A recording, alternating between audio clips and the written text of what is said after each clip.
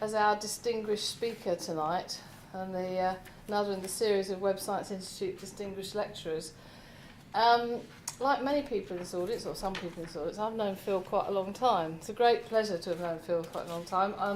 I know you're in for an interesting lecture because you never get what you expect when you hear. You know, there's always going to be something different when Phil talks. He works for IBM. He's currently a member of the IBM's I've got my notes here. IBM Software Group. He's a member of the IBM Academy, which is prestigious within IBM for the thinkers and the academics within who work for IBM.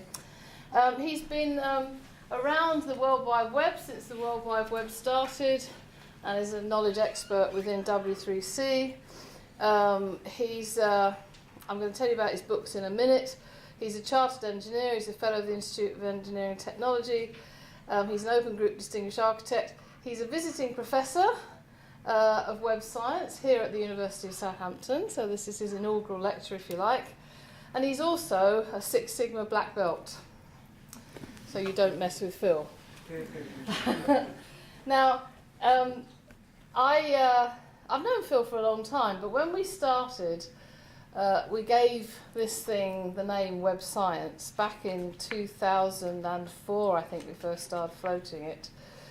Phil got in touch with me, and he was publishing a new book at the time. I'm just looking up the publication date. Oh, it was 2007. I think we launched WSI, the Web Science Research Initiative, in 2006. And Phil got in touch with me, and he said, the name of my new book is The Web's Awake, An Introduction to Web Science and the Concept of Web Life. And I thought, how can he possibly be writing about an introduction to web science? We've only just invented it. But actually, of course, he was ahead. Well, he'd been around the web for as long as we had, we being Tim and Nigel and Danny and I, and knew where it had come from and was thinking about where it was going. So we realised that we were very aligned from that. And from that point on, well, first, before I go on from that point on, when did you get your PhD? 2008, 9-ish. Yeah, 2008, 9-ish. He claims, and I think he's absolutely right, because I don't see how anyone else could have beaten him, to have been the first PhD in web science, actually. Not from here, from the University of Sunderland, as I recall. And you hear when he talks, this is where he comes from. Yeah. But he graduated with a PhD in web science in 2009. And actually, from that moment on, he was a fantastic supporter of ours, both personally and bringing the support of IBM to our initiative, including funding, and generally supporting what we were doing in terms of getting the doctoral training centre going. And the other thing I want to mention before I hand over to him to talk is the amazing book he published in 2012, Understanding Information and Computation, and the subtitle is From Einstein to Web Science. And you have to have a deep understanding of physics to have written this book. And basically, it is an amazing thesis on the quantum properties of the web. And actually, more than that, the thesis says that the web explains everything. Kind of. Kind of, all right, kind of. It is a hard book to read, but I would recommend you have a go at it if you've got that sort of science background. And certainly, I hope we're going to get a flavour in his talk today, 3 steps back and 2 to the left. It's not salsa dancing, is it? Nope. No, it is web science, courtesy of Phil Tetlow. Phil, thank you, Wendy.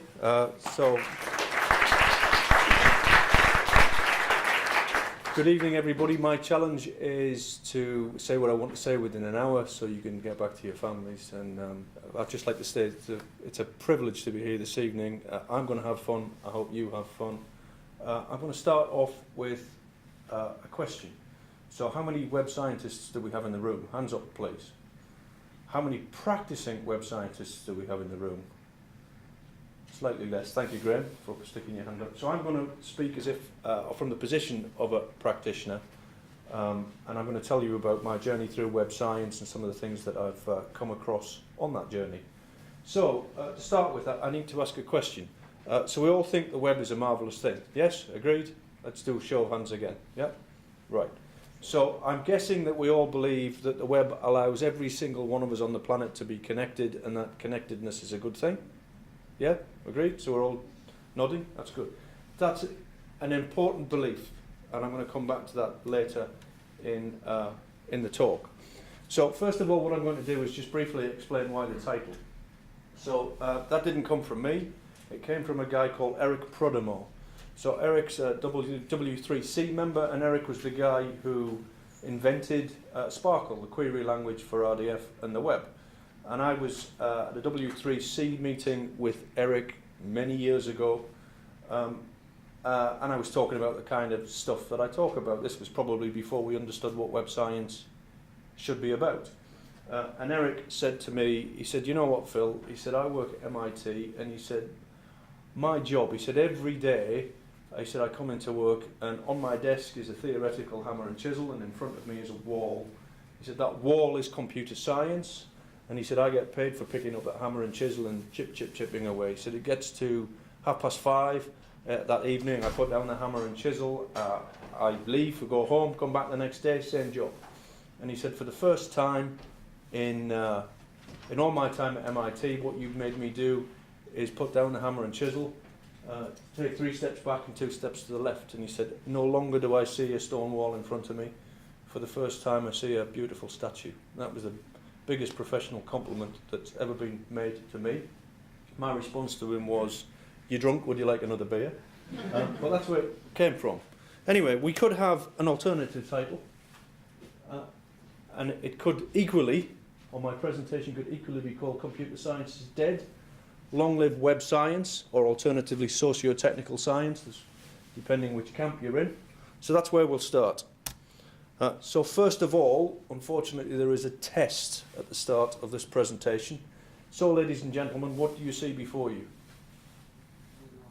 A straight line. Yeah? All right, good. 1 mark. What do you see now? An arrow. Yeah? So for the computer scientists or web scientists here, what also do you see, or what might you also see there? Well said. So an edge to a directed graph. Does that make sense to everybody in the audience? Yep. Okay. So let's move on. Let's do 101 computer science. So we're kind of mixing up old style with new style. So in old money, that could be seen as being a part of a data flow diagram, where you have an input into a process. Yeah. So as IT architects, we normally, so I'm a jobbing IT architect, we normally talk about the weapons that we take into the field. So we refer to the arrow in the box as being the sword and the shield. So if I were to do that, you would agree that we might be talking about a process that has some input and produces some output. That's reasonable, yes? So if we go back towards, so there we are, input, process, output, that's 101 stuff, yeah? That's what we learned first lesson in computer science. So I can replace the box, and we move back to graphs. You kind of have the same thing there. We've got either 3 processes or 3 transformations. That's a directed graph. The way we would read it is from right to left. So that's standard stuff. That's what we trade in as computer scientists or web scientists. But here's the thing. Always question the obvious. So what if there were no such thing as straight lines? Where would we start? And is that an idiotic proposition? Well, actually, it's not. And towards the end of the talk, I'm going to talk about an alternative perspective on the way that we go about discussing and describing both computation and information. So, the agenda today. So I'm going to briefly talk about the change case. Why do we need to move from what might traditionally be seen as computer science towards what we generally refer to as being web science or socio-technical science today? I'm going to briefly give the practitioner's perspective, so I'm going to talk about how you might apply the ideas that we all talk about on a daily basis in terms of engineering, and then hopefully I'm going to lift the 101 speech and spin in some new ideas. Right, so the change case. So why did I become interested in whatever we refer to today as being web science? So I've worked for many companies across just about every sector in the UK and internationally.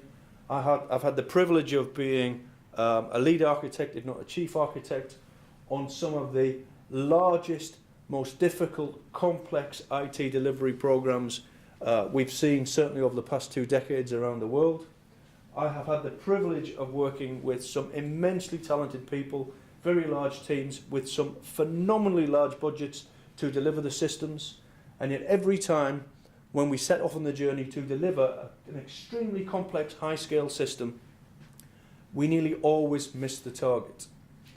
It may only be slightly, but nevertheless, regardless how much effort, concentration, best practice, tooling, all those terms, all those words, no matter how much effort we put into solving a problem, nearly always we miss.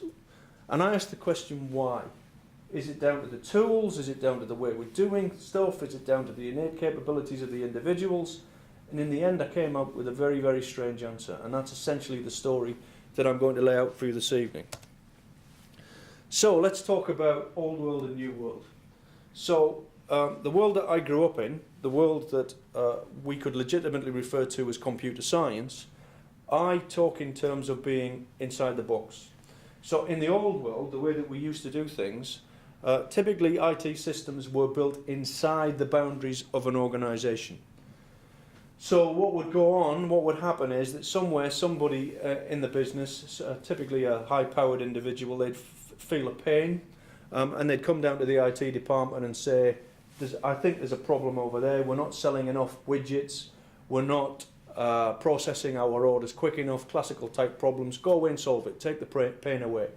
And what we would essentially do is we would use all the information and all the resources at our disposal inside the box, so all the information that was inside the enterprise to actually identify, locate the problem, and then essentially what we would do is we would build another box inside the box that is the enterprise to contain that problem. That inner box would be the system to address the problem, and once we built the box, the problem went away. Typically the output from that smaller box would be what we used to refer to as a thud report. So a thud report typically was a big dot matrix type output that would land on an executive's desk, and the bigger the thud, the more benefit or the more kudos we got. But typically what would happen is before that report hit that guy's desk, he would be intercepted from somebody like John from the storeroom or Gladys for accounts, and they would pass on local intel and say, you know the figure that's at the bottom of that report? Well, I think it's out by 14 widgets because Brian's just told me. So typically what would happen is that exec would then come down the stairs again and give us a big walloping. And he'd say, I've invested all this blah in you and you guys are out. Gladys has been in to see me. I've got more intel than you have. Go away and do it again. And that cycle would keep us in employment. And that cycle went on until around, and it's shocking because we can be rather specific here, February 2007. And around that time, what happened was the guy typically sat at the mahogany desk up in the big office. He no longer came down to see the IT department because he'd started to talk to his new friend. And on that date, his new friend was typically Alta Vista. Later it became Yahoo, and then Google, and eventually Bing, and all the search engines we have today. And the reason we can be specific about that date is because that was around the time where the web hit its tipping point. And from that date, what we have found is that we are no longer building systems inside the box, rather we've got information coming from outside the box which is permeating the box, so essentially the boundaries of the enterprise are no longer in existence. That's rather profound, because in engineering terms, when you were inside the box, there were a number of things that you knew to be absolutely true. You knew, for example, the size of the organization, you knew the number of employees, you knew the number of locations, to a lesser extent, you knew the personalities of the individuals involved. You knew what they wanted. When you move out into a world without boundaries, there are multiple. In fact, there are theoretically an infinite number of contexts that you can use to solve a problem. What that means is that in engineering terms, you are moving from the world of the absolute, known origins, from where you can measure precisely, to the world of the relative. Where do I measure from? Where are my constants? How do I know where I'm supposed to be? How do I know I'm adding value? Yeah? That's a significant change. There are some other driving factors. So if you talk to data scientists, they'll tell you the obvious, so we'll do the 101 quickly here. So if you look at the volume of data that's being produced on our planet today, if I had the figures in front of me, it wouldn't matter. What we're seeing is, people talk about a tsunami of data. Certainly, we're seeing exponential or beyond exponential growth in data. The variety of data that we are seeing that we can use for the benefit of the individual, the enterprise, or mankind is increasing. The rate of change is changing as well. So essentially what I'm trying to say here is we are moving and expanding in a society that is accelerating at a rate that we have never ever seen before. So there are the pressures underneath. Not only that, the world that we are moving towards is becoming highly connected. So in the old world, again, in old money, when statisticians or analysts went to work and they were trying to find or brew black magic from the data or information at their disposal, they would use a statistical distribution known as the normal distribution. Yeah? There's an Achilles heel in the normal distribution that I'll come back to shortly. But when you're in circumstances where you are dealing with multiple contexts and connectivity between the various atoms or contexts involved, then there are other distributions. And the one that web scientists often talk about are long-tail or power law distributions. So I'm just rushing through these slides because the really exciting stuff is towards the end of the presentation. So you take all those pressures and what does that do for guys who actually engineer systems? Well, as I mentioned before, our world has changed. So this is where we used to be. So this isn't a particularly, or I don't mean it to be a derogatory statement, but computer science is all about the small.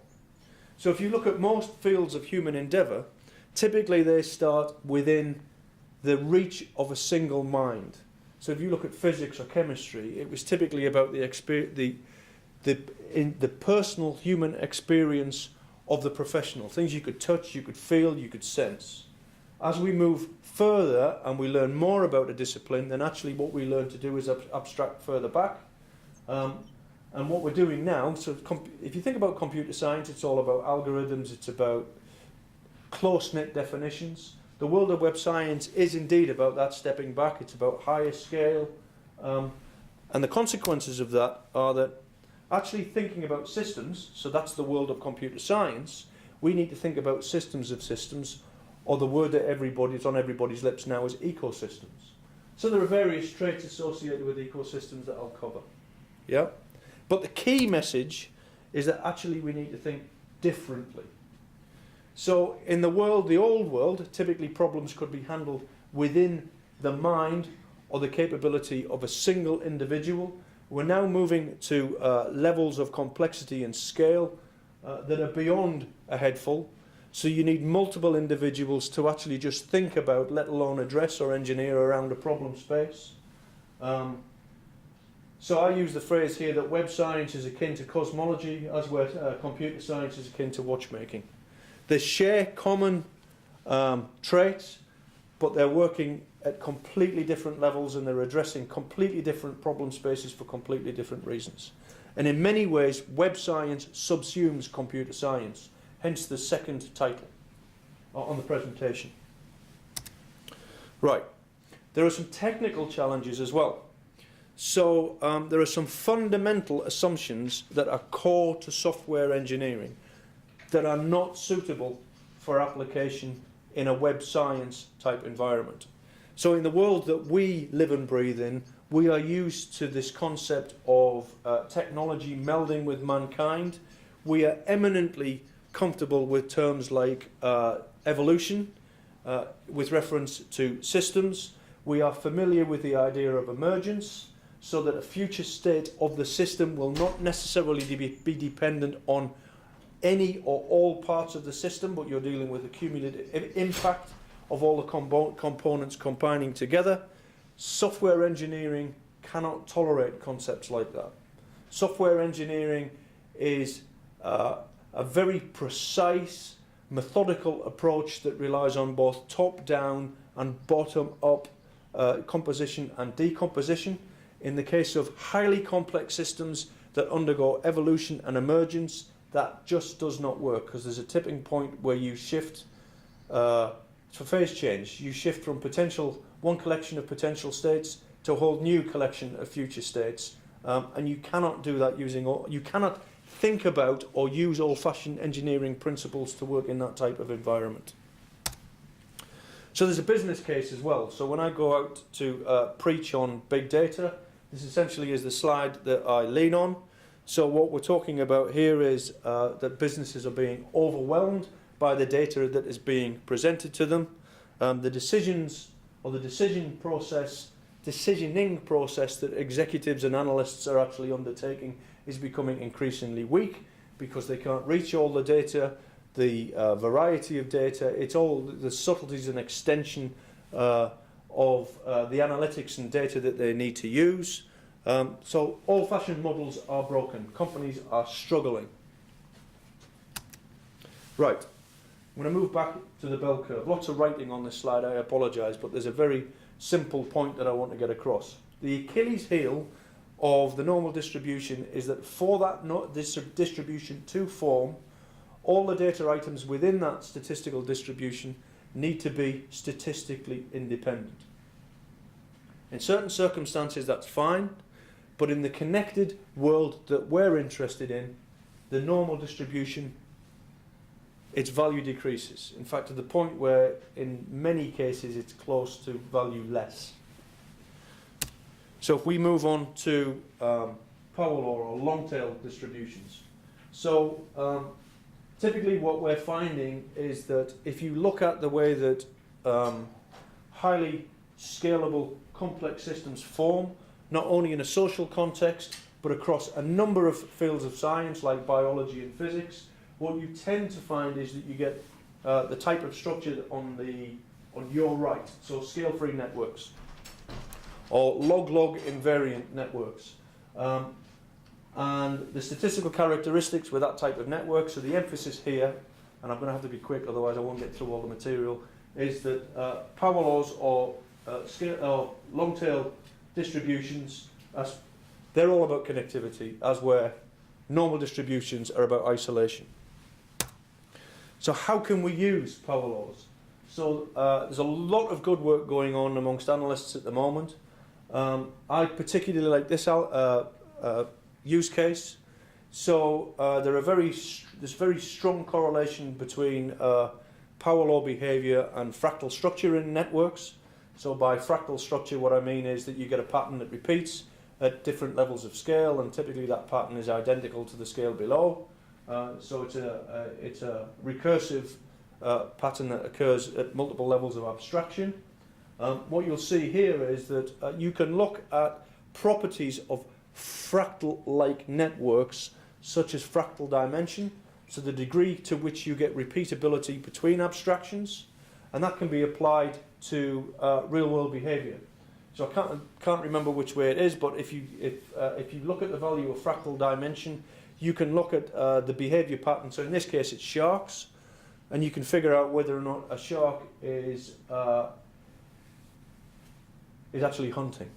Yeah, and there's some evidence to suggest that you can use that type of algorithm for looking at trading patterns and stocks and shares and social behavior, and that's where the action is. Right, web scale systems. So when we set off on this journey, so guys like myself, Wendy and Nigel 5-10 years ago, we knew that there were new types of behavior out there, but they hadn't been classified. So I put this slide up to give you examples of the type of classification we're seeing today. So you can read them. So directed, so systems that are directed to a specific purpose. The one at the bottom, so emergent systems, that's the really interesting stuff. So and that's actually what generally that's the emergent systems are they're the systems that freak the computer scientists out. Yeah. Anyway, move on slightly. Yeah. So complexity changes the game. So again, some characteristics of web scale systems that arise because of their scale and complexity. So typically we're talking about decentralized type aggregation. So inherently you will see conflict inside a network. Again, emergence. So you're seeing, again, I'm talking about boundaries eroding, Failures are normal, so there's some great work going on with some guys up at Scotland, St Andrews University. They're looking at applying techniques that you would typically find inside safety engineering towards large-scale socio-technical systems. So, for example, if you knew that there was going to be a particular threat inside a football stadium, how could you evacuate that football stadium? So that's tried and tested practice. Safety engineers have been looking at that type of problem for years. But what would happen if there was a significant event on the web? How would you evacuate millions or tens of millions of people from a web space to make sure that it was safe? Yeah. So that's what's going on at St Andrews and elsewhere. Right. So back to the crossover between computer science or software engineering in this new world. So on the left, what you will see are the type of properties that typically engineers, old world engineers, would like to see in their systems. So clean and correct data. And on the right hand side, your right hand side, what you'll see is kind of the world that we're heading towards. And you'll notice that we've got this juxtaposed tension. Yeah? So that's a lovely slide, and I just generally ask people to soak that in. Another slide. Web scale systems. So again, we've got characteristic, and on your right hand side we've got assumptions that are undermined. So I'm going to pick on one. So let's look at decentralized control. So all conflicts must be resolved centrally and uniformly. So again, that's what you see in social systems. So responsibility and ownership is dispersed across the network rather than it being a central property.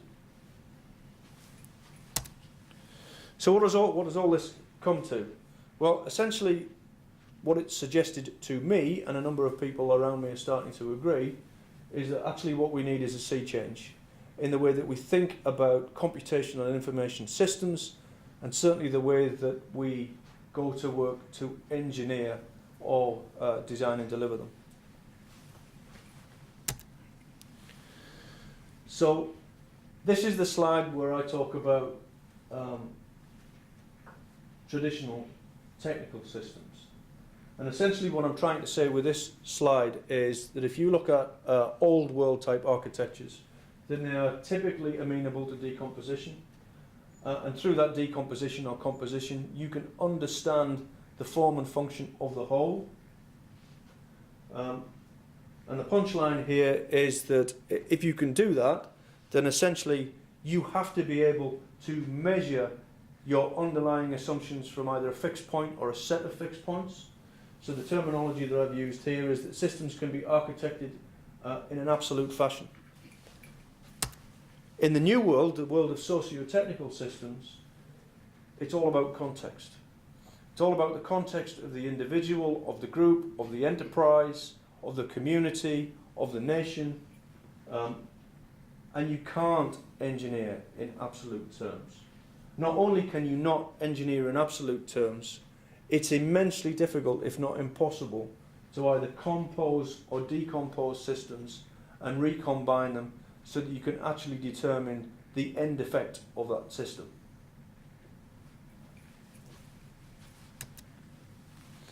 And there's a key message here. So again, this is something that tends to make my software engineering colleagues rather nervous.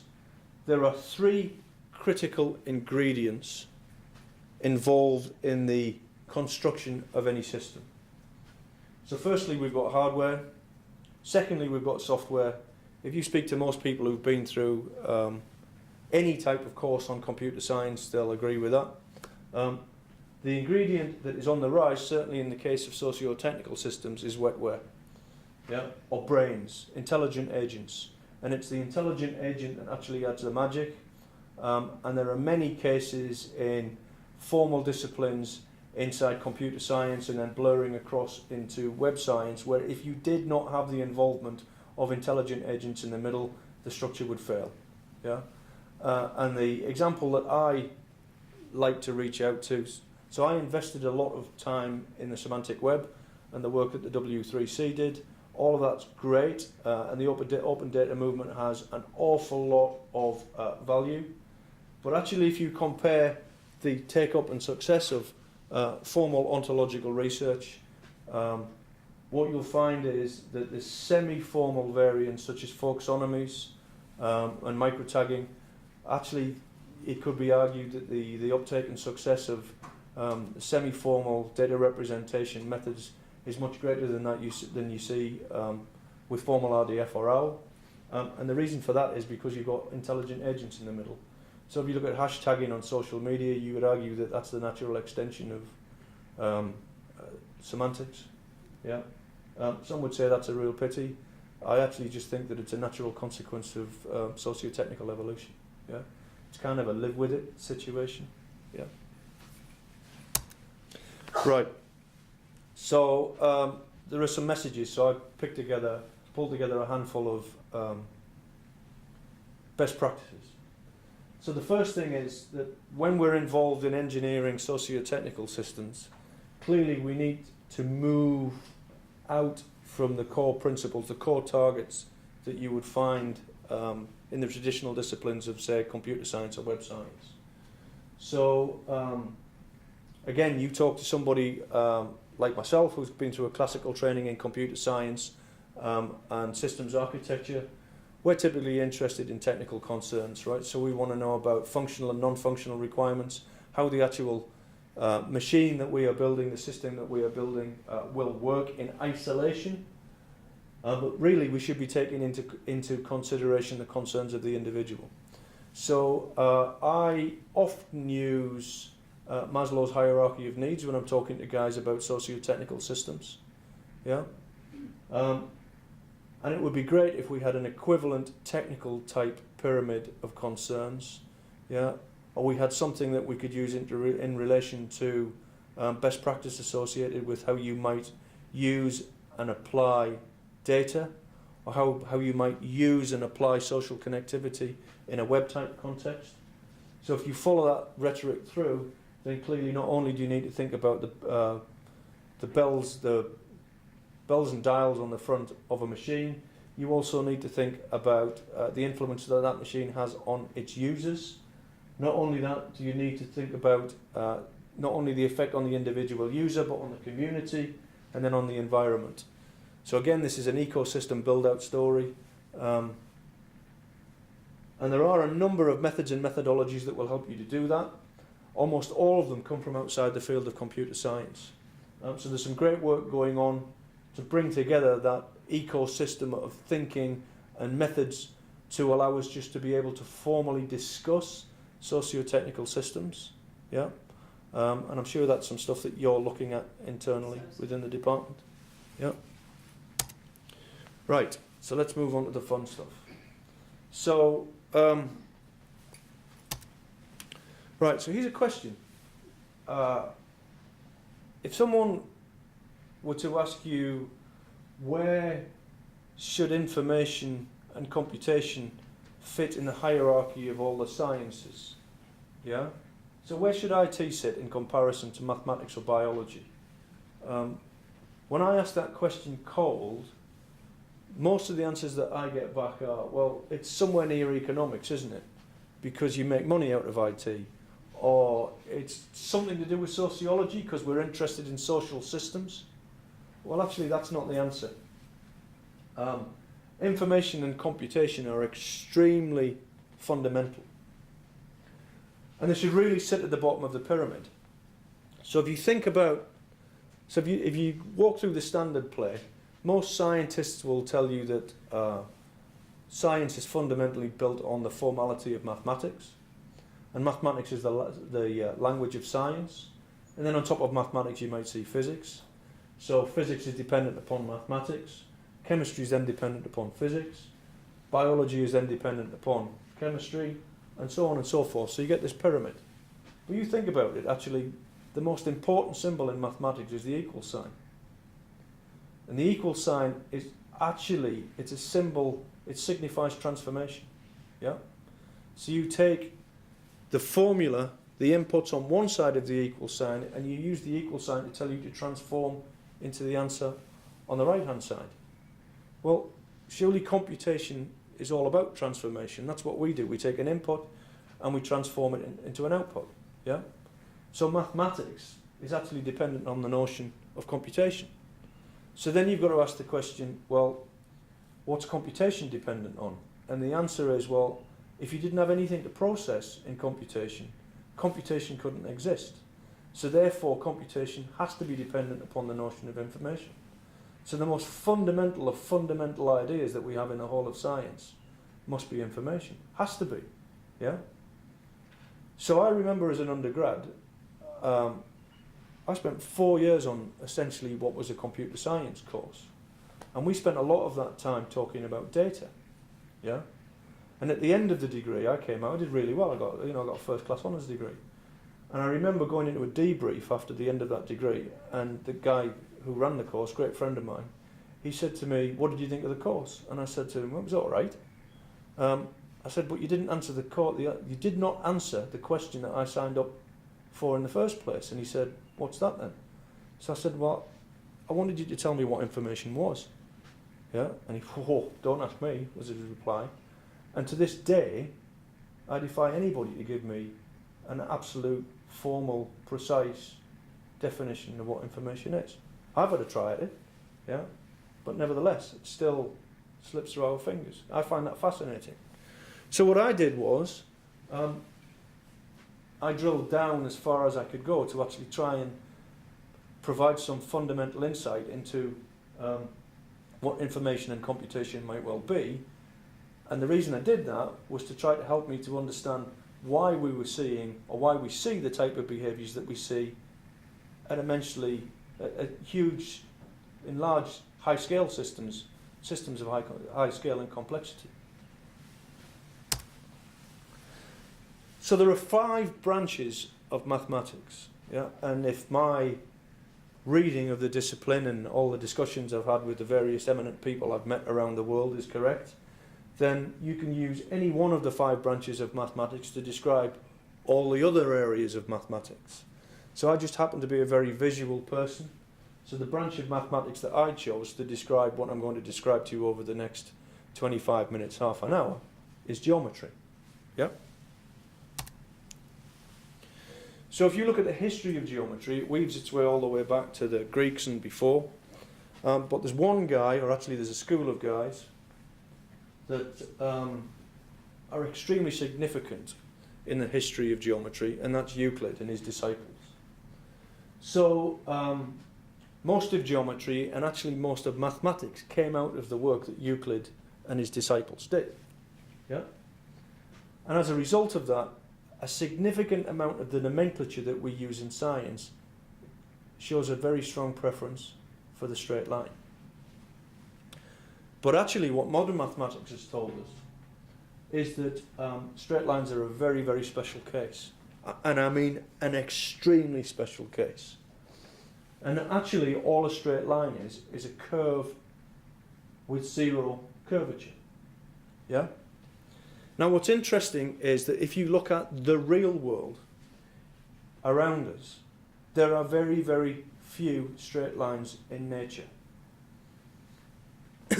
So what I did was, I thought, well, let's go back again to 101 and think about how we might reformulate the nomenclature that we use inside computer science, web science, whatever it is that we do. And if we do that, if I do that at a very, very fundamental, very axiomatic level, what might the consequences be?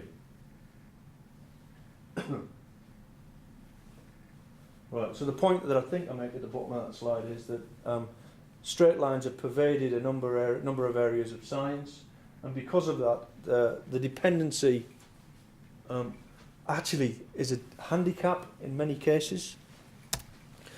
So let's start again now. Let's go back to our original test. So straight line, yeah? And an arrow. So the point of the arrow, so again, this comes down to symbology and nomenclature. So what an arrow does, it serves 2 purposes.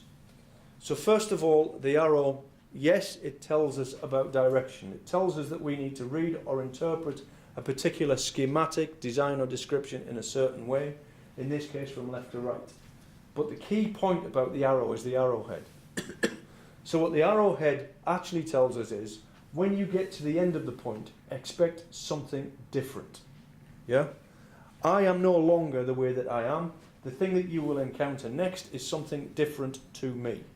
If you were to talk to the physicists in the world about that concept of moving from one thing to another, they will use the term symmetry, right? Or rather, they will use the term broken symmetry. So what broken symmetry means is that essentially that's it, you move from one thing to another. And that really, really is important for computation. So if we use the idea of broken symmetry rather than the nomenclature of the arrow, and actually what we do, let's play with the idea of, instead of using straight lines, try to use curves to designate change, because essentially that's all that computation is about, transformation or change. Then what would the schematics look like? So I'm just going to run through the following slides. Right, the alternative.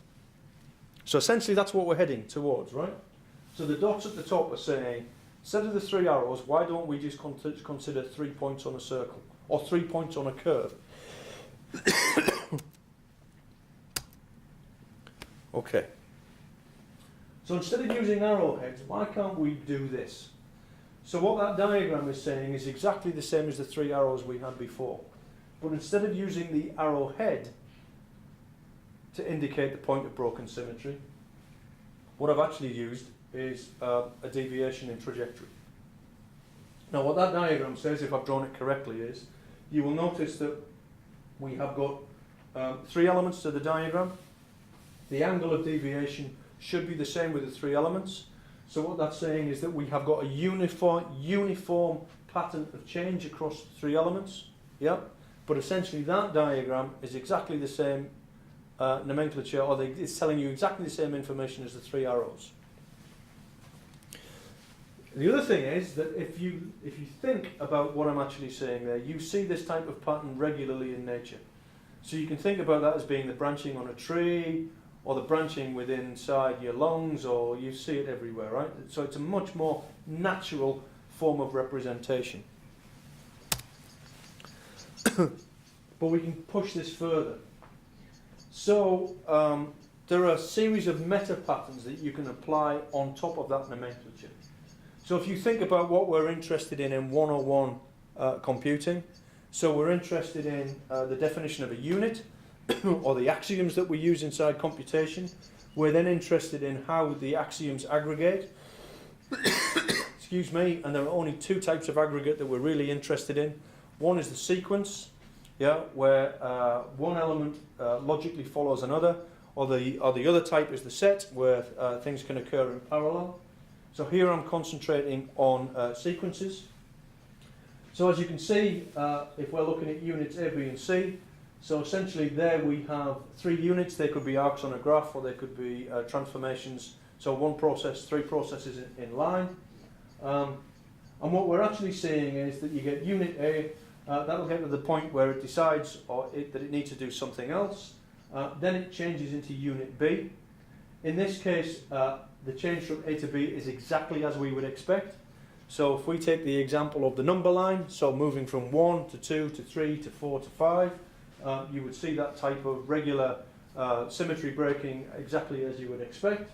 But in all cases, as with logic, 101 logic, you might actually get a change that you don't expect.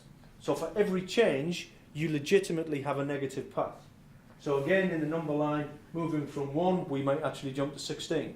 Right? We might jump to infinity, or we might jump to I or E, or some number that we're not expecting. Right? So to fully express the axiomatic logic, then you need the inverse. Yeah?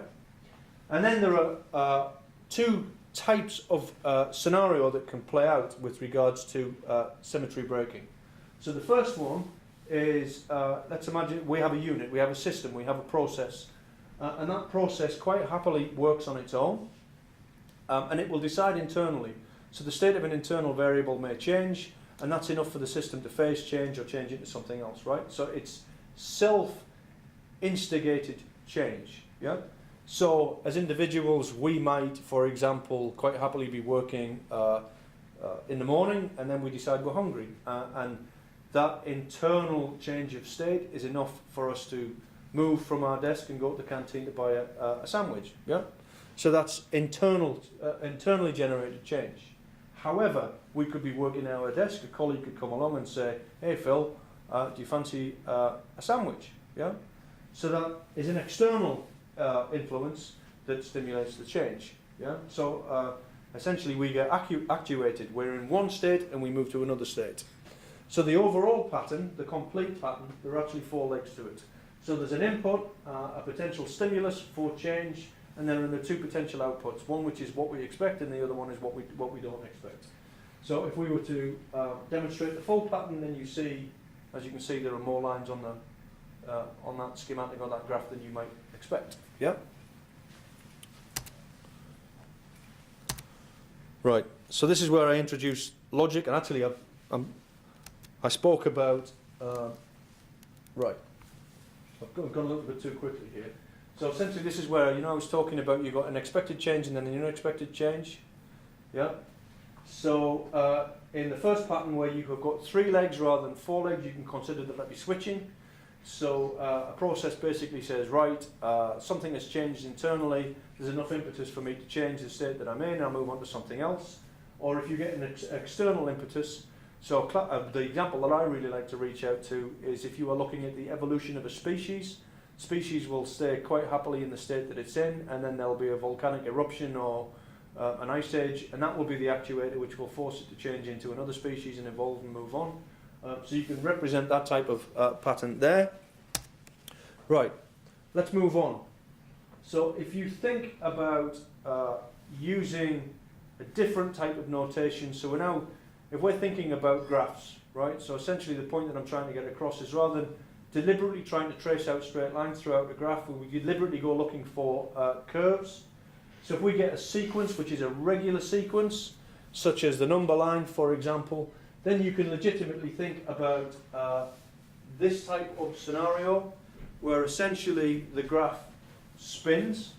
So you get a circle that's formed, and then if you push that out, if you start to think in multiple dimensions, then actually you can think about symmetric or a non-symmetrical sequence of events that behave in the order that you expect them to behave. Then you can think in terms of spirals, or if you flatten it, you can think in terms of waves. Yeah? Now, again, going back to my undergrad days, I can remember being in a lecture where I was given the 101 diagram with an arrow on either side of a box, and I can remember writing inside that box the name of the process as being process order. And the lecturer came over and he berated me. He said, "Don't you ever do that again." And I said to him, "Why?" He said, "Because the word process is ugly."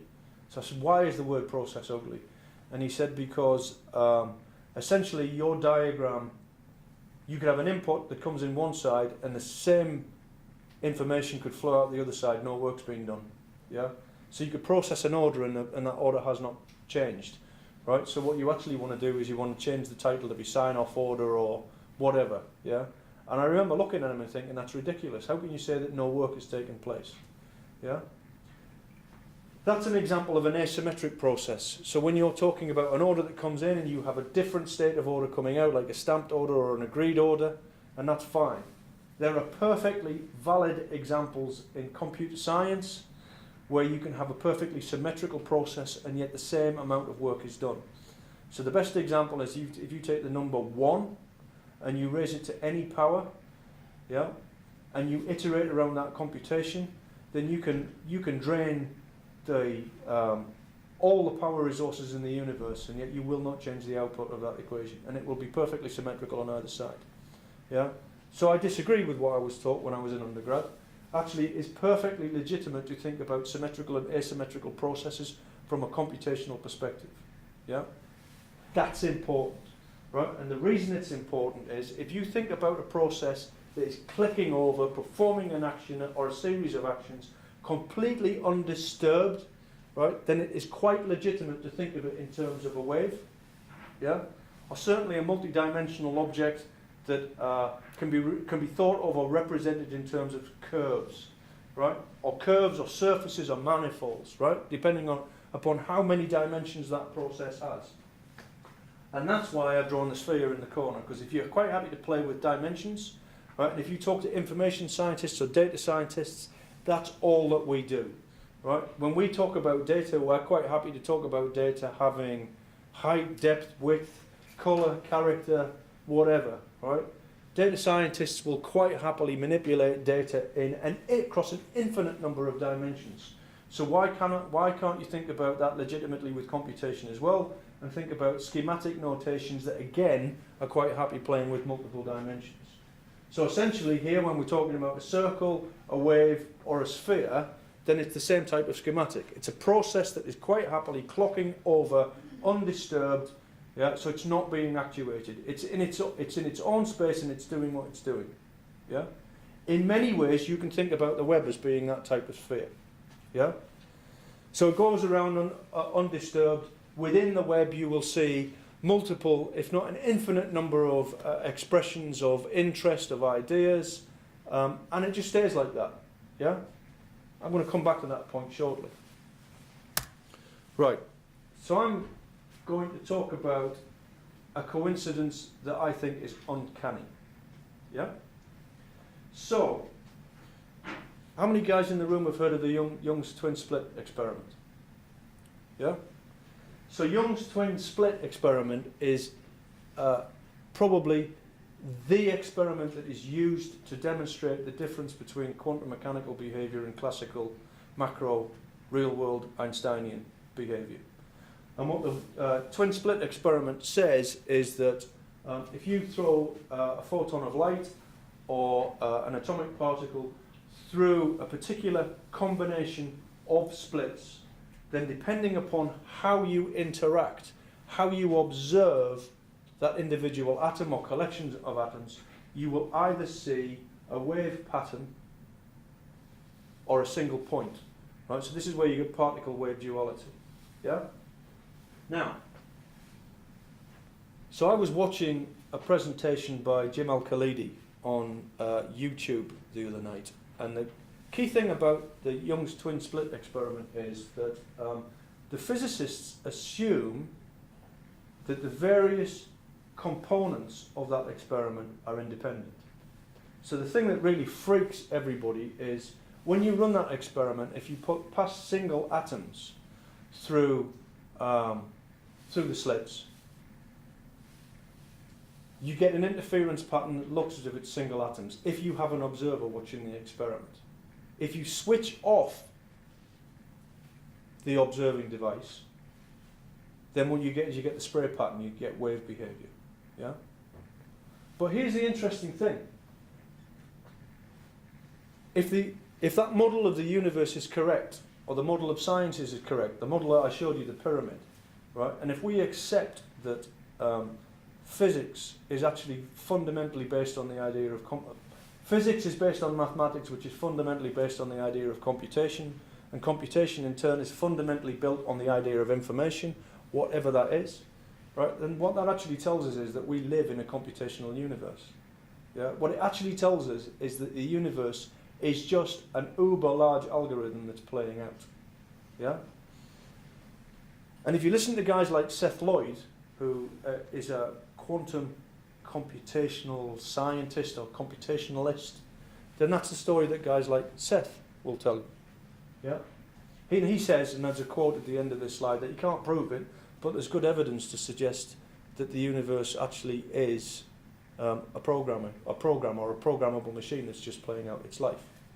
So, what if we were to think about the idea that actually every element within that computation, whether we like it or not, were connected by the fact that we are involved in that computation?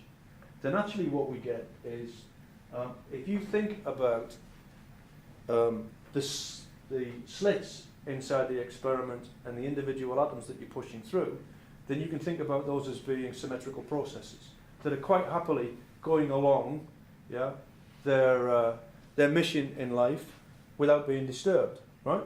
Spheres, for all intents and purposes. you've got this computational process that's just whizzing along, you know, quite happy, quite symmetrical, no one's bothering it. And then all of a sudden, something or someone comes along and interferes with it, actuates with it. Yeah? Well, if you look at that type of diagram there, where we've got two, so the interesting thing is, if you look at spheres, they're the most symmetrical mathematical form that we know. Yeah? But if you get two spheres that touch each other, what actually do you get? Well, you get a point. Yeah? So might it be, and again this is entirely theoretical and it's completely out there, that what we're seeing with particle wave duality is actually we're seeing two interfering symmetrical processes, right? And when they combine together, might that not be produce the type of symptoms that we see with inside Young's split experiment and in other areas of theoretical and practical science? So that was kind of just an adjunct to the main thing, but nevertheless rather entertaining. But the point that I'm getting to is, on the left of this slide, we're seeing old world schematics. So that's the way I was taught, yeah? Flow charts, data flow diagrams, ultimately heading towards graphs. That's the way that you represent systems, yeah? Actually, when we're talking about ultra high scale, ultra connected systems, when the graphs become that complicated, what we really should be doing is modelling in terms of manifolds or surfaces. Yeah? We should be thinking about the web as if it were a landscape, like a seascape. Seascapes get better, right? So a manifold or a surface that's changing dynamically over time. And when you talk to the top end data scientists who are doing this with massive amounts of information, it actually is manifold or surface techniques that these guys are using for analysing data. So if you look at a heat map, for example, right? You've all seen heat maps? Yeah? That's just a manifold. You're just manipulating a manifold, yeah? Except they do the manipulation with colour, when you can actually do it with X, Y, and Z, or X, Y, whatever number of dimensions you've got. Yeah? That's actually the way that the search engines work, yeah? To a slight extent. Right. So, let's talk a bit about infinity. Infinity is important, right? It's important for web science. So you talk to your average person, and your average person will tell you that infinity is a number. It's not, right? It's a mathematical anathema, right? So Grigor Cantor taught us that there is no such thing as a single infinity. So and when we talk about infinity, generally we talk about the largest possible number there is, right? When you stare at infinity, what you actually realise is that you can divide it further. So therefore there are an infinite number of infinities. And if there are an infinite number of infinities, then there have to be an infinite number of an infinite number, and it goes on forever. So it's a mathematically, it's an anathema, yeah? But it's important, right? Because actually when we talk about infinity, we collapse infinity. We collapse it down from the concept of being infinite. In most cases, we collapse it down to a finite concept that we can manage properly, yeah? And there's a really weird twist. So if you look at the history of computation, the back end of the 1980s, there was some work that was done around the Turing model of computation, and there are some challenges to that model. And out of that research, came the idea that of quantum computation. So quantum computation is now being proven. We've got the first quantum machines. So quantum computation is supposed to be the most accommodating, or the broadest, strongest definition of computation that we have. Right, so quantum mechanics deals with actually very, very large quantities rather than very, very small quantities. And the reason that quantum mechanics deals with very large quantities is because it fundamentally rests on the concept that all possible outcomes are occurring at once. Yeah? But if you think about the web, yeah, the web's a finite space, yeah? There are a finite number of web pages, there are a finite number of URL links, but the number of web pages and links out there is surely that large, it's beyond the point where we could accurately calculate it, yeah? It's incomputable. So for all intents and purposes, the web is an infinite space. True? Yeah? Certainly if you think about, there's another multiplier or a couple of multipliers on the top of that. So you think about the number of contexts that any individual on this planet can view an individual web page or a URL. We will interpret information differently depending upon the context that we're in. Yeah? So if you're at work and you're looking at a news site, chances are that you're gonna interpret it differently to if you were looking. So a violent event on the news, for example, you would interpret and deal with that event differently if you were in a professional environment than if you were at home with your kids. Yeah. So I refer to the web as being an infinite space of interpretational possibilities. So okay, so if we accept that's a reasonable proposition. So why can't we use techniques that actually are specifically designed to work across infinite information spaces and apply them to the web? Well, quantum mechanics is one such approach, and surprise, surprise, we can use quantum mechanics. So if you look at the top-end search engines, that is how they collapse the web down.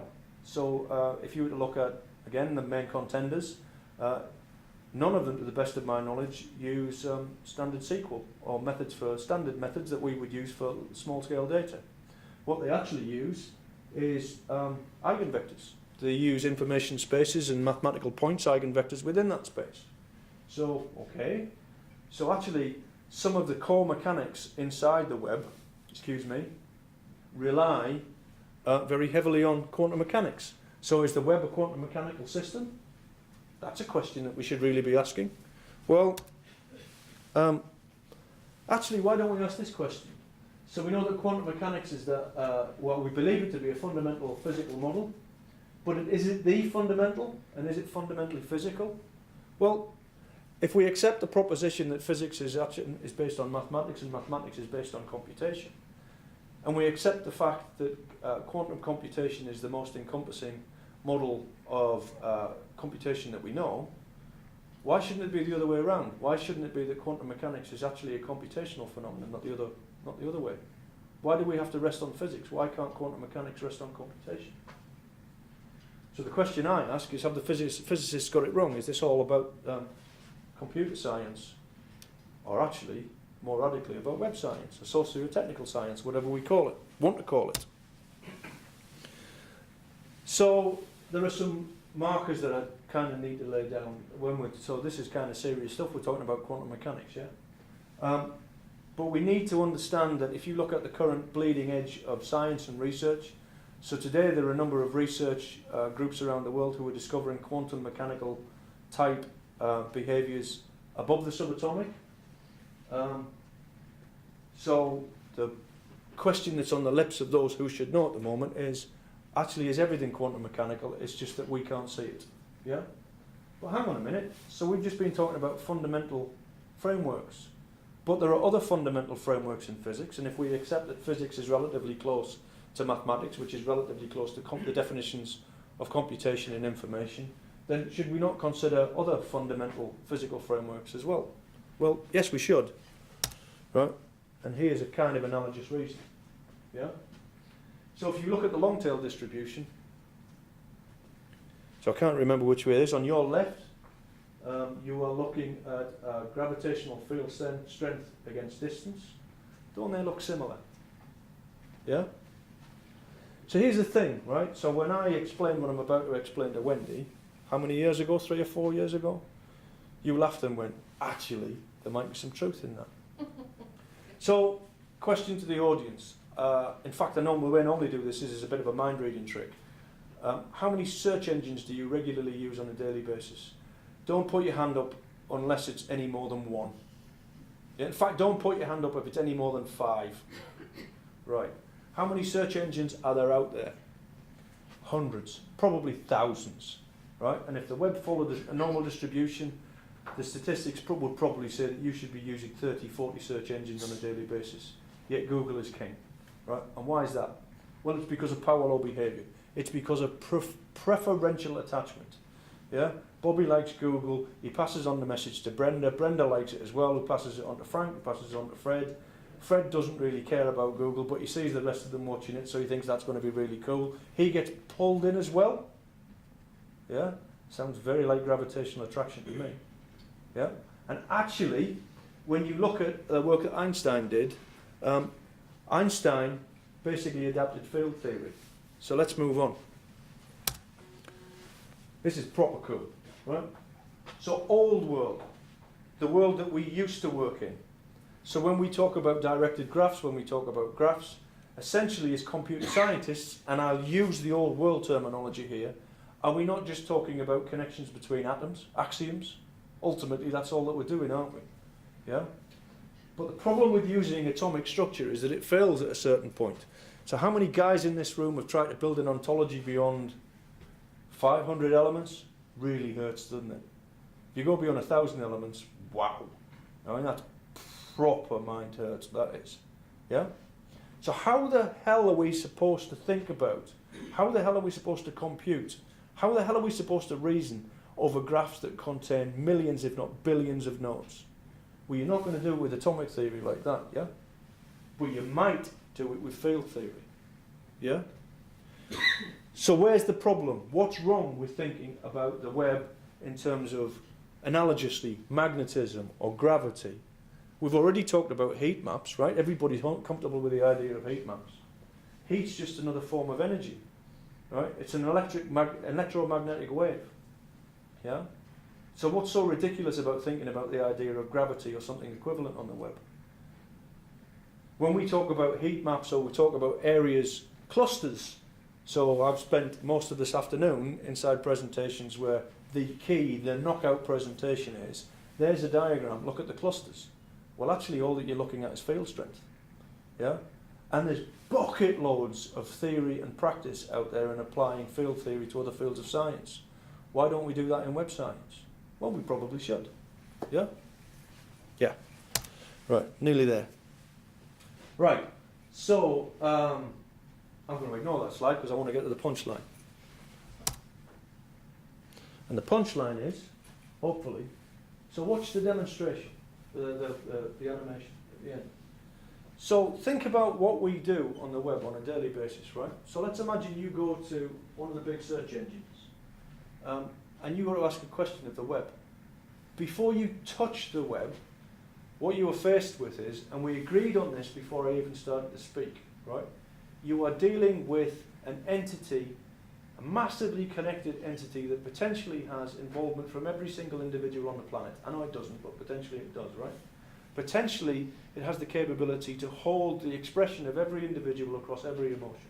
Right? It's an infinite space of interpretational possibilities, yeah?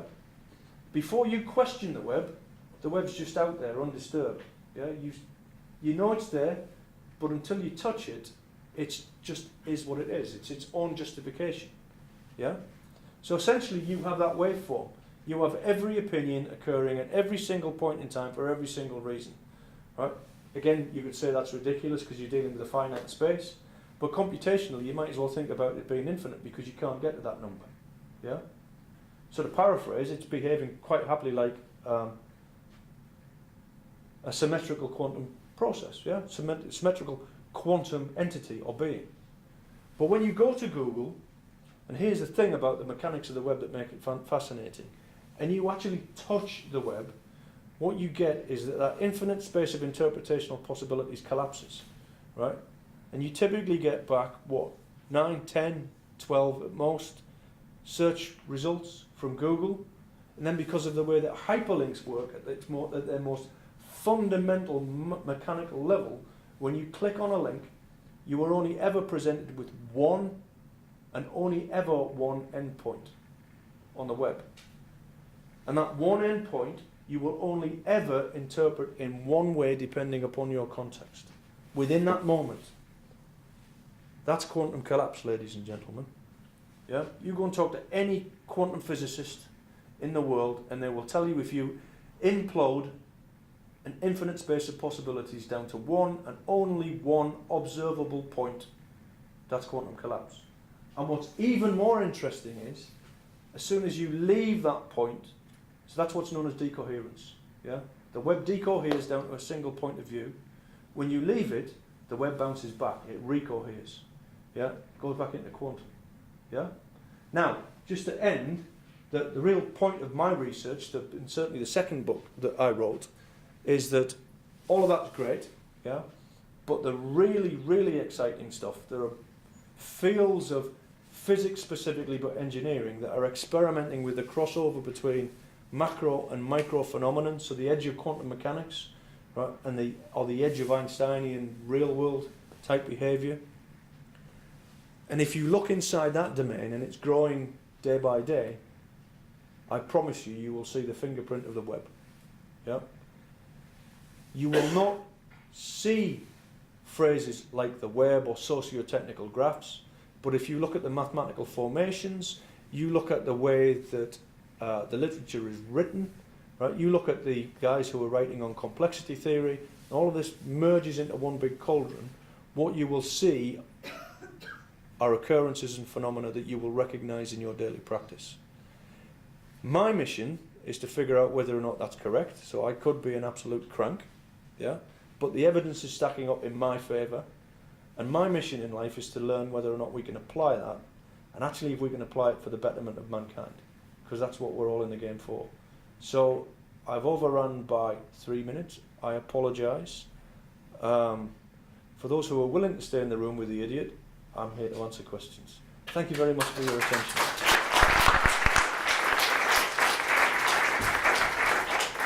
Is that all right? Oh, yeah, look, I say it person kind. Now, you must have some questions for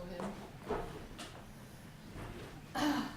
Those of you stuck with the quantum theory, there's only one door out, people. So you're trapped.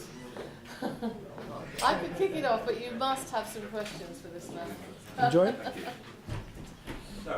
All right then, Professor Hay. I'm a quantum physicist. Yes, sir. I focus on quantum mechanics and relativity, and I see that I've seen several things like this, but unless it makes specific predictions, Correct. I think it's not precise. I actually understand Yep. all that people talk about quantum computation. Yep. In fact, I edited Feynman's lectures on quantum computation, where he invented a quantum computer. So I don't recognise this from your talk. Yep, and I agree. And I agree that measurement is a fundamental principle of good science. There is a challenge.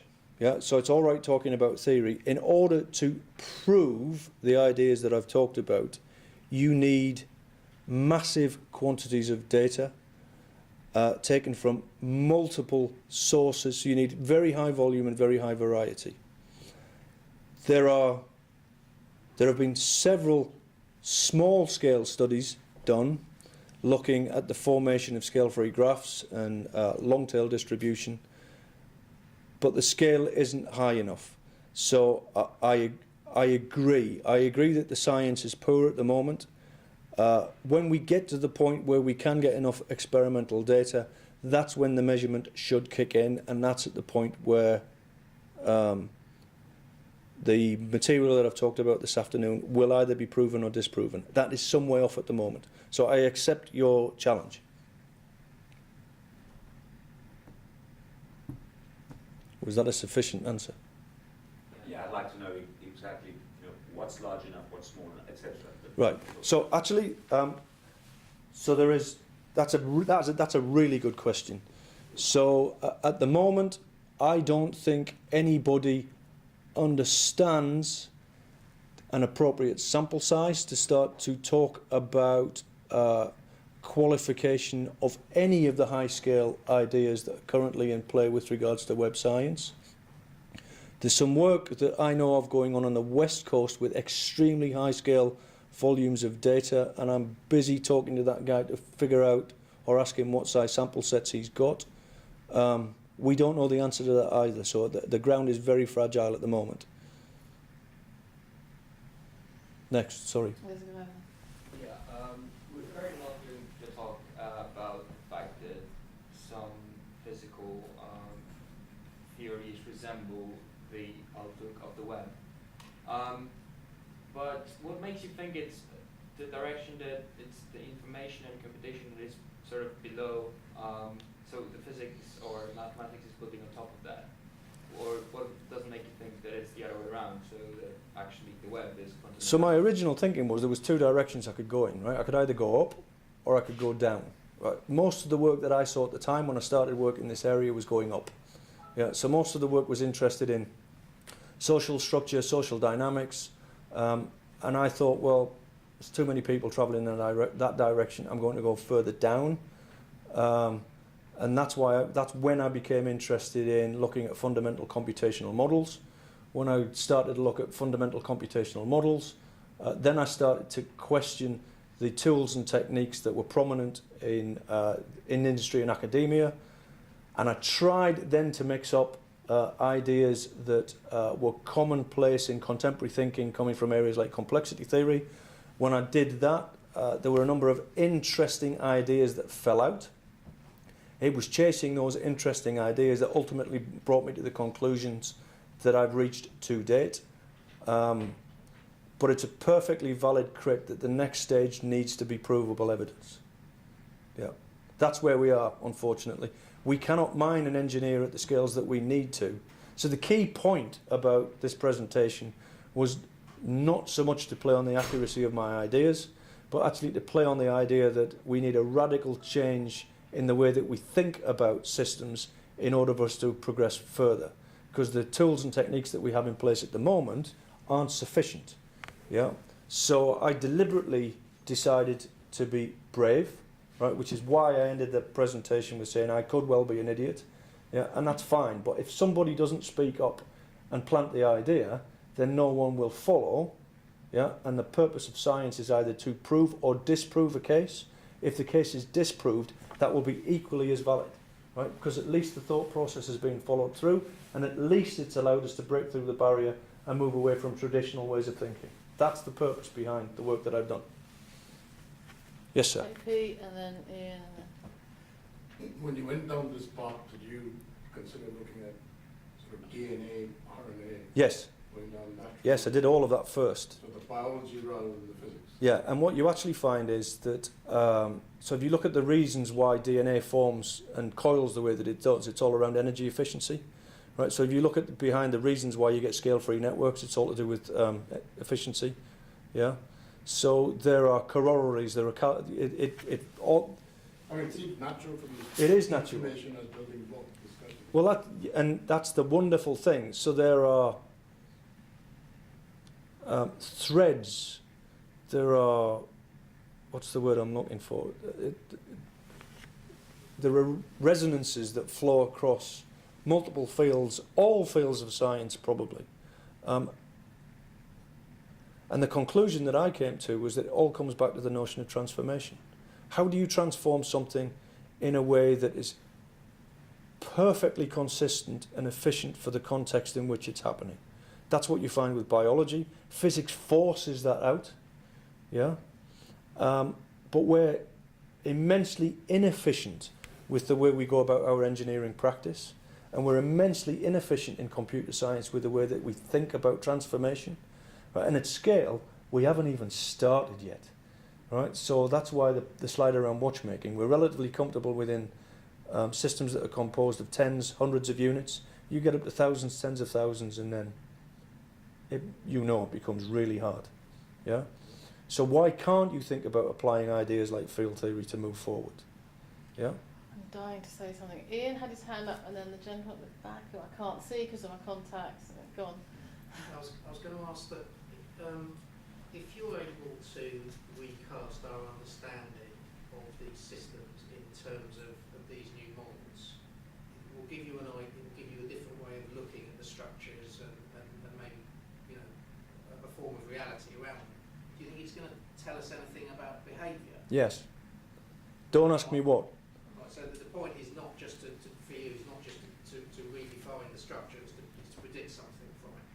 So what I didn't mention in the lecture was, so if you remember the original point that I started with was no matter how good the experts were, no matter how much effort, yeah, we always just missed the target.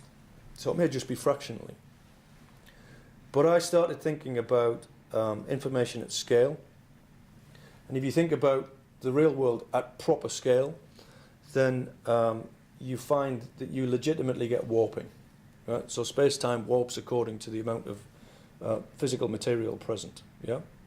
So if you can consider matter in terms of information, yeah, so the amount of informational content that is tied up in the matter, might it not be legitimate that you actually get warping in information spaces as well? Right? Which is why, well, we're aiming for a target over there, but if you take into account the curvature of the information space that we're playing in, actually we're aiming in the wrong place. Right? And when you use language like that, it actually feels more appealing. We're really, and in common parlance, well, as engineers, we were trying to construct a skyscraper, but actually what we really needed to listen to were the guys that were using the skyscraper, right? So rather than building a high concrete tower, we really should have been building something out of whatever. Is if you build a model that's big enough, you warp the space that you're Correct. Yeah. Yes, exactly. Go on. Three concepts. Is the web an open system? If it is, we can, for example, think about conformational quantum superpositions. Yep. That means the system, the open system. Yeah. So we can imagine a toroidal flux of energy Yeah. into it. Yeah. Could we? So I'm not 100% sure what the correct geometry would be, but certainly you're correct. You can think about the web as being a self-sustaining cycle of whatever it is the web is, and most definitely the web is an open system. So one of the most exciting conversations I ever had was with a guy called Stuart Kaufman. So Stuart Kaufman's one of the pioneers of complexity theory. And Stuart often talks about the laws of thermodynamics. Yeah. And so I'm acutely aware that we've got a physicist in the room, right? So if you talk to physicists, several probably, yeah. If you talk to physicists about thermodynamics, so correct me if I'm wrong here, you guys consider thermodynamics to be one of the most fundamental physical theories that there is, right? So thermodynamics in its current form is essentially all about entropy, right? So how stable systems move towards a state of chaos. But what Stuart Kaufman, and mostly they're closed systems, right? So Stuart Kaufman, who is singularly the best web scientist I've ever had the pleasure to nearly work with, right? Who almost will probably admit that he knows next to nothing about the web. He's an intracellular biologist, right? And he looked at the way that intracellular mechanisms form like DNA and how information is transferred between cells. For me, that work is almost 100% transferable to web science. Yeah, and Stuart Kaufman, his aim ultimately is to retire, and he's in search for the fifth law of thermodynamics. So the previous four, and I know there's a twist on the way they're numbered, basically talk about how systems move from a state of order into chaos. Yeah, but Kaufman is quite right. If the universe entirely works according to the laws of thermodynamics, we wouldn't be here. Yeah, everything would have degenerated into a chaotic situation. So there has to be an inverse law of thermodynamics that says you can reverse entropy, right? And actually, that's what evolution is. Right? Evolution builds on structure, builds on non-chaotic environments to provide more structure. And I think he's quite right. I praise him for that. There has to be something, and the web does that as well. We agree with him because he thinks that we can reduce all and binary. Sorry, I didn't get that last bit. We agree because Stuart Kaufman says that we can reduce all laws in a binary term. Binary. So Binary term. Binary. Sorry. I don't. The first part that all governments suggest that you can reduce laws to. Stuart Kaufman says you can reduce all laws to binary. Of the process of the knowledge in binary terms. I'm not 100% sure, and I'm not 100% sure because I'm clouded by the work of guys like Penrose. Yeah, yeah. So, and I'm not actually sure where I sit in the whole camp of things. I just know that if you look at the work of Penrose or Kaufman, it is truly beautiful. Yeah, and what I don't see is the application of work from either of those two gentlemen, or I don't see enough transfer from the classical sciences into web science.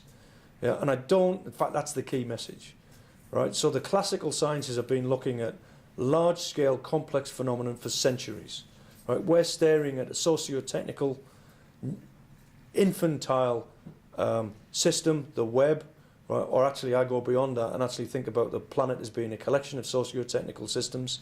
Yet at the moment, we're not even playing at the level where we're trying to plug atoms together.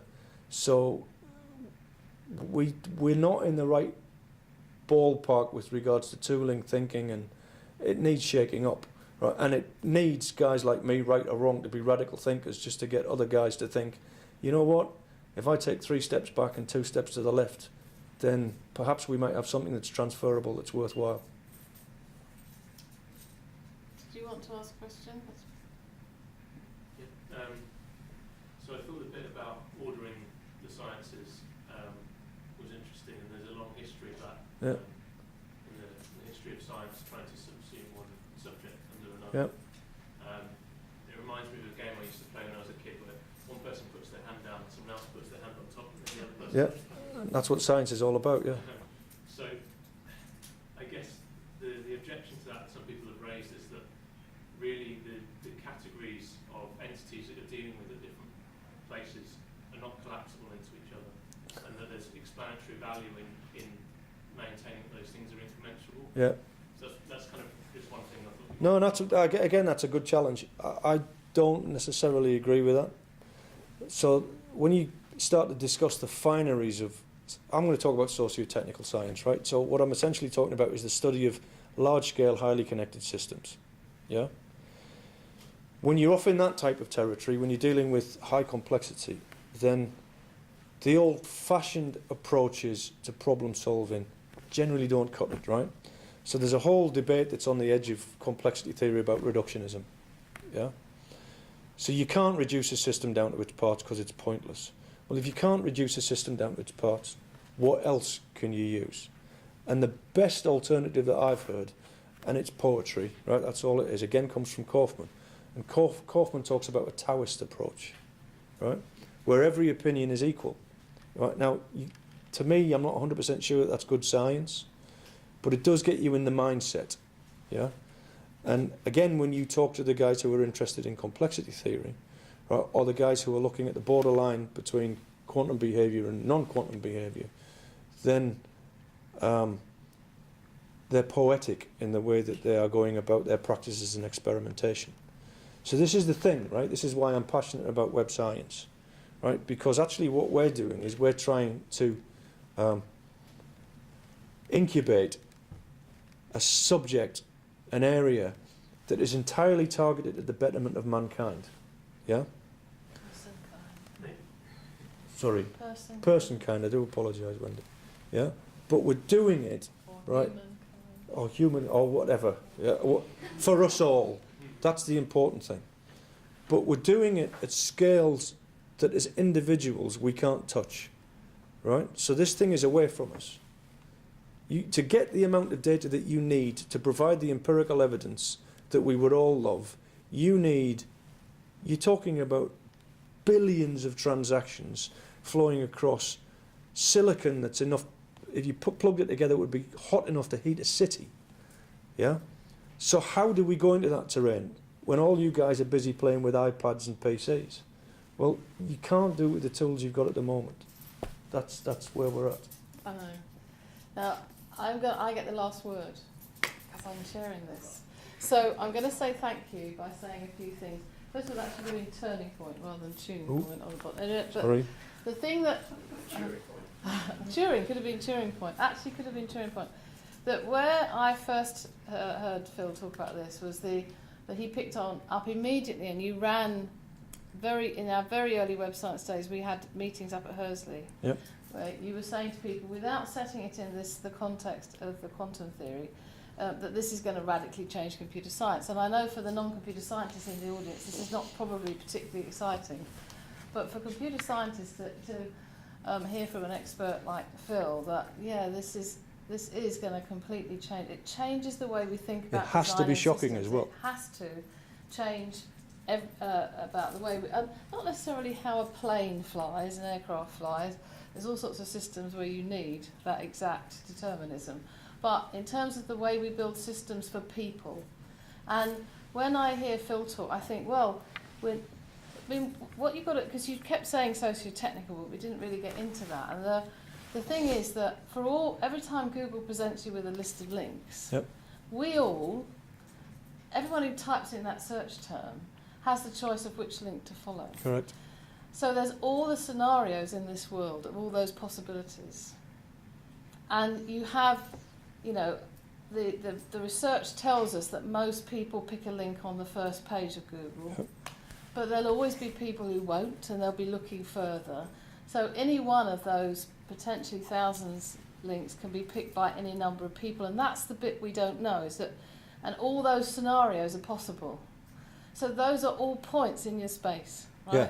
And for every single thing that happens on the web, there's a point in this space. So we need to understand as And well, that's- when you search it, when you search I Google, find that mind-boggling to think about. so it doesn't just stop with you searching Google, right? So Google is monitoring how, or Google or That's just Bing, Google. yeah?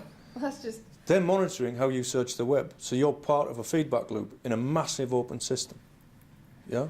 So your point about it being cyclical, and that's what brings on the emergence and evolution. And so no, it's just that when we talk about observing and building web observatories, it scares me silly, because actually the amount of stuff you've got to observe is huge, and then even doing the observing, you potentially change it. Correct. So how, to me, whatever we pull out of this talk, it's that there are fundamental shifts going on, they're happening very fast, and we don't understand them, and we don't really know how to observe them, and yet it's going to determine everything about our world going forward. That's what I find so scary.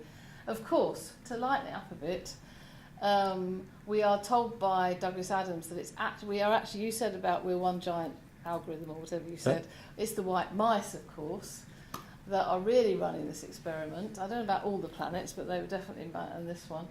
But actually, the other thing I want to say is that when I don't know how many, if I've said this at times, I say it in a lot of my talks, when Tim and Nigel and I and Danny were just trying to come up with a name for this thing that we were trying to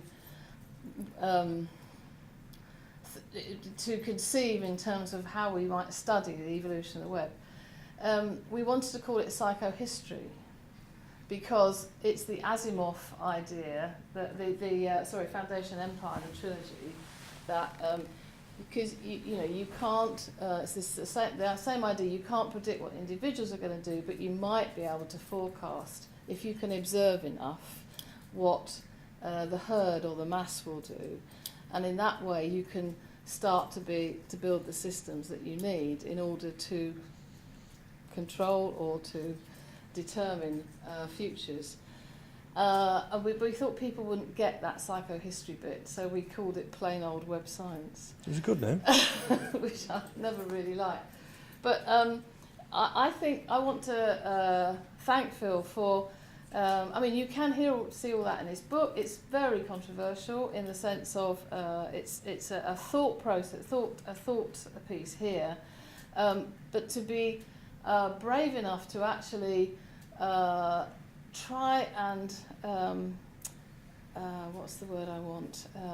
Talk through a very high level story about something that's fundamental to our lives, but we don't quite understand how fundamental yet, and we've got a long way to go. And the concern is we've only been doing this 20 odd years. Are we going to collapse down to that singularity who knows? So I always find this stuff, every time I hear him talk about it, I get something else out of it. Mostly it scares me, because I tend to think, well, what's the point in doing what we're doing? Because we're never going to get there.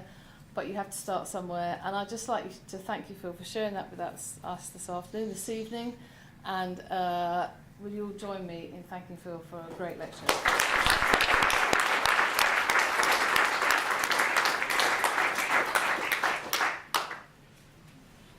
Thank you. Thank you, Wendy.